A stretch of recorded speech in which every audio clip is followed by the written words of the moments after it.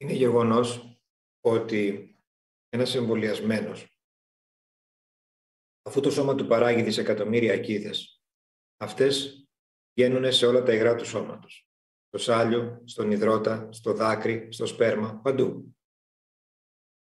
Και μπορούν και μέσα από το δέρμα να εμποτίσουν τον σύντροφο ή την σύντροφό του, άτομα δηλαδή με τα οποία έρχεται σε επαφή.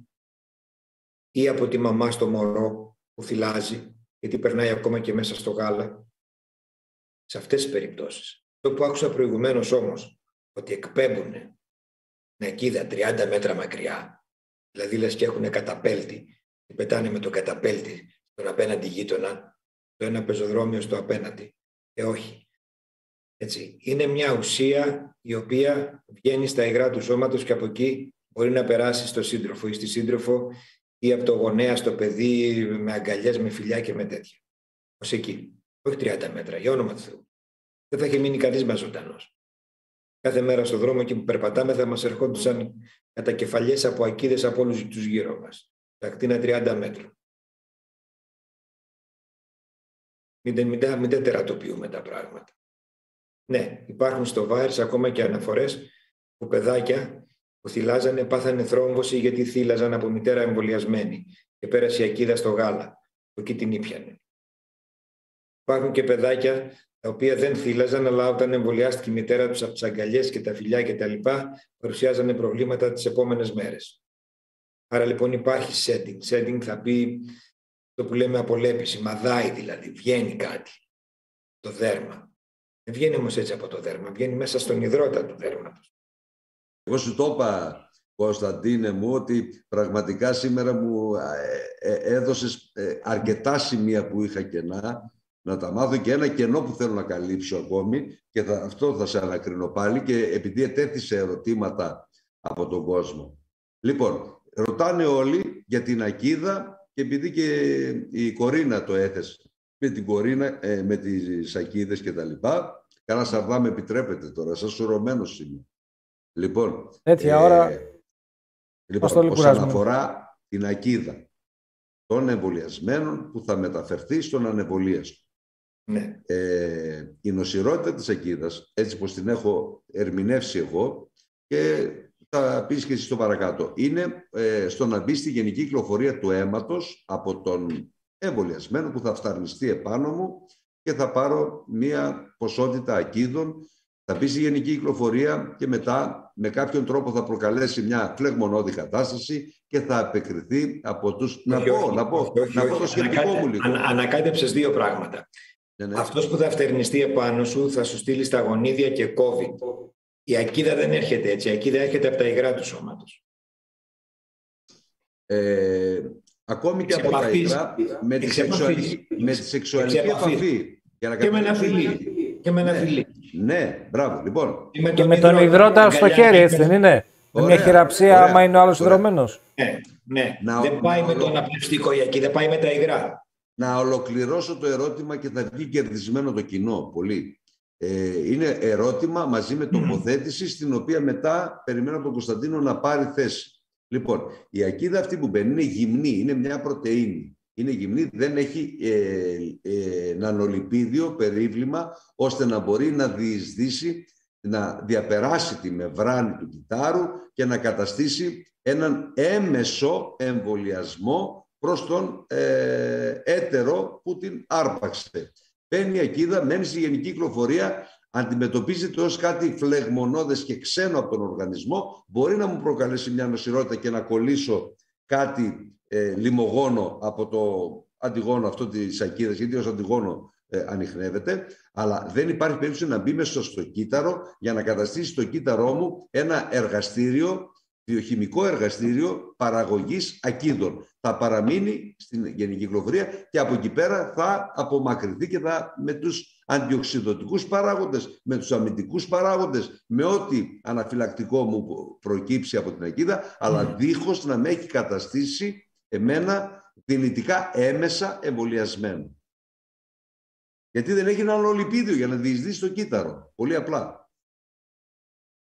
Κοιτάξτε, ο σκοπός δεν ήταν αυτός. Ο σκοπός ήταν να διασπείρεται. Σίγουρα. Ο σκοπός είναι να είναι αυτοδιασπυρώμενα τα εμβόλια. Δηλαδή να εμβολιάζουν και τους ανεμβολίαστους. Με αυτόν τον τρόπο. Αν αυτό επιτυγχάνεται μερικά ή καθόλου, είναι αποτυχία της προσπάθειας. Η προσπάθεια ήταν να γίνει αυτοδιασπυρώμενα τα εμβόλια. Είναι σαφές αυτό. Η Pfizer είχε ζητήσει σε όσους εμφανίσουν παρενέργειες μη εμβολιασμένους που ήρθαν σε επαφή με εμβολιασμένους να αναφέρονται κατευθείαν στην ίδια. Για να μελετάει το πείραμά της. Και όχι στις αρχές, διότι λέει δεν αφοράει τις αρχές αυτό, γιατί δεν είναι τα εμβολιασμένα άτομα, αλλά είναι κάτι άλλοι. Κάποιοι άλλοι που έχουν έρθει σε επαφή με εμβολιασμένο. Κατά συνέπεια αυτά τα δεδομένα τα θέλω εγώ, δεν σας αφορούν εσάς. Και ζητούσε να τις αναφέρουν κατευθείαν οι αρχές τι συμβαίνει, ή οι γιατροί, ή οι ασθενείς απευθείας κτλ. Άρα λοιπόν, με αυτή το ερωτηματολόγιο και αυτή την έρευνα που έκανε, έδειξε ότι ήξερε ότι κάτι διασπείρουν οι εμβολιασμένοι. Δεν ήξερε τις συνέπειες σε μεγάλη κλίμακα στον πληθυσμό. Μπορεί να ψυχανεμίστηκαν κάποια πράγματα από τις περιορισμένες μικρομελέτες που είχαν κάνει πριν τα αμολύσουν. Αλλά δεν είχε μεγάλης κλίμακας μελέτες και δεν μπορούσε να κάνει, φαίνεται, σοβαρή έρευνα. Ήθελε λοιπόν να τις αναφέρουν τι θα συμβεί αν εμφανίσει παρενέργειες κάποιος εμβολιασμένος. Τώρα, όσον αφορά για αυτό που είπες, ότι μπαίνει στην κυκλοφορία και μετά καταστρέφεται, αποδομείται και φεύγει χωρίς να προξενεί σοβαρά προβλήματα, δεν είναι ακριβώς έτσι.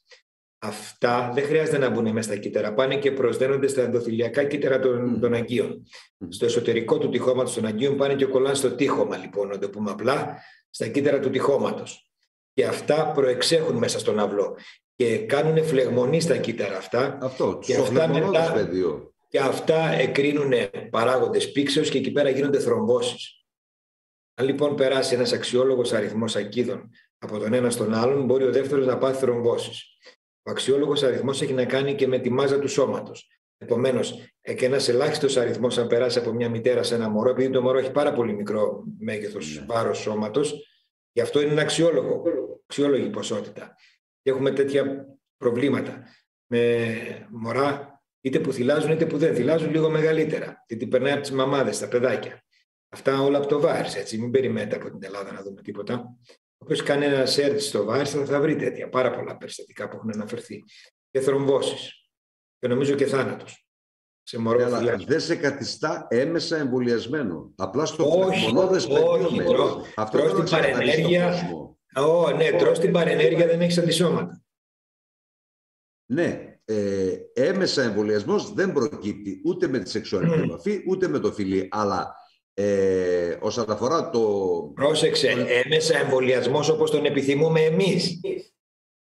Μπορεί κατά τους κατασκευαστές αυτό να είναι ο εμβολιασμός που αυτοί επιθυμούν. Ναι.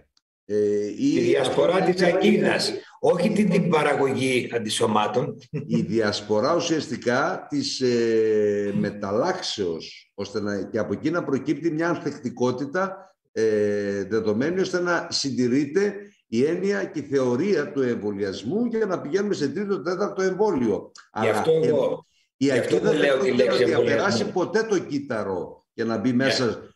Γι' αυτό εγώ δεν λέω τη λέξη εμβολιασμένος, αλλά τα διαχωρίζω και λέω στον άλλον που θα περάσει η ακίδα θα έχει τις παρενέργειες, δεν θα έχει αντισώματα. Ναι. Και ούτε θα καταστήσει το κύτταρο. Δεν λέω αν είναι εμβολιασμένος ή ανεμβολίαστος, τα σπάω και λέω θα έχει τις παρενέργειες χωρίς το όφελος. Ναι.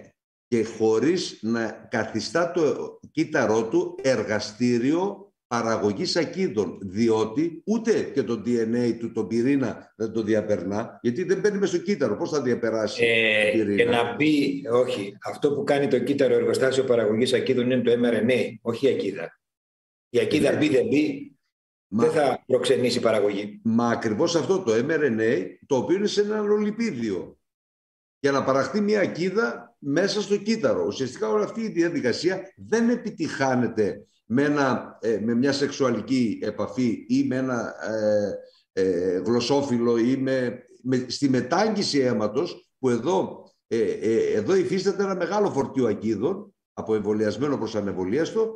Εδώ πέρα θα είναι ένα πολύ ισχυρό αναφυλακτικό επεισόδιο σε αυτό που είναι ασθενής, και για να κάνει μετάγγιση, για ποιο λόγο έκανε μετάγγιση? διότι χειρουργήθηκε και είναι σε βαριά νοσηρή κατάσταση. Ή έπαθε ένα τροχαίο και έχει χάσει πολύ αίμα. Εν πάση περιπτώσει, είναι σε μια ευπαθή στιγμή της ζωής του και ένα βήμα από το θάνατο. Σε ένα σοκ. Υπάρχει ένα σοκ στον οργανισμό. Είναι ευπαθής εκείνη τη στιγμή ο οργανισμός του σε οτιδήποτε.